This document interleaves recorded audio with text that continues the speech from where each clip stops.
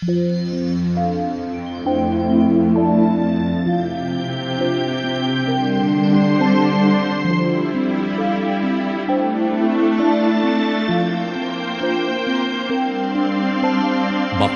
ang bumabasa at ang nangakikinig ng mga salita ng hula at tumutupad ng mga bagay na nangasusulat doon, sapagkat ang panahoy malapit na.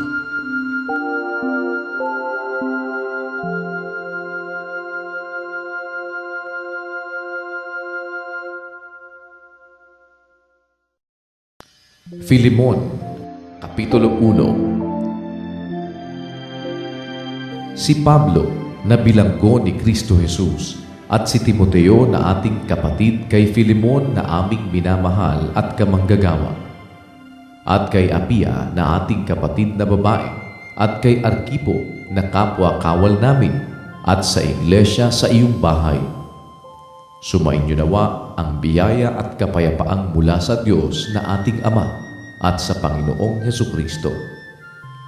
Nagpapasalamat akong lagi sa aking Diyos na ikaw ay binabanggit ko sa aking mga panalangin, sa pagkabalita ko ng iyong pag-ibig at ng pananampalataya mo sa Panginoong Hesus at sa lahat ng mga banal, upang ang pakikipagkaisa ng iyong pananampalataya ay maging mabisa sa pagkaalam ng bawat mabuting bagay na nasa iyo sa kay Kristo.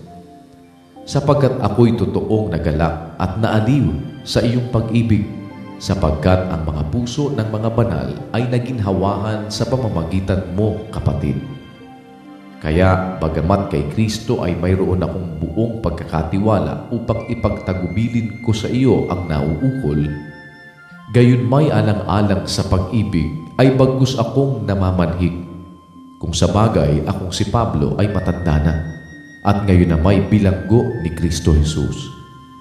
Ipinamamanhik ko sa iyo ang aking anak na aking ipinanganak sa aking mga tanikala, si Onesimo, na ng unang panahon ay hindi mo pinakinabangan, datapot ngayon ay may pakikinabangin ka at ako man, na siya'y aking pinabalik sa iyo sa kanyang sariling katawan, sa makatwid bagay ang aking sariling puso. Naibig ko sanang pigilin siya sa aking piling upang sa iyong pangalan ay paglingkuran ako sa mga tanikala ng Ebanghelyo. Datapwat kung wala kang pasya ay wala akong magagawang anuman upang iyong kabutihang loob ay huwag maging tila sa pagkakailangan kundi sa sariling kalooban. Sapagkat marahil sa ganito siya'y nahiwalay sa iyo sa sandaling panahon upang siya'y mapasa iyo magpakailanman, na hindi na alipin, kundi higit sa alipin, isang kapatid na minamahal, lalong-lalo na sa akin. Ngunit gaano pa kaya sa iyo, na siya'y minamahal mo maging sa laman at gayon din sa Panginoon. Kung ako nga ay inaari mong kasama, ay tanggapin mo siyang tila ako rin.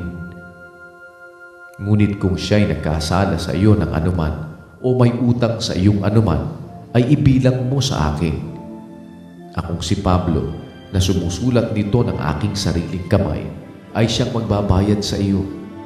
Hindi sa sinasabi ko sa iyo na ikaw man ay utang mo pa sa akin. Oo, kapatid, magkaroon nawa ako ng katuwaan sa iyo sa Panginoon. Panariwain mo ang aking puso kay Kristo. Kita'y sinulatan sa pagkakatiwala sa iyong pagtalima.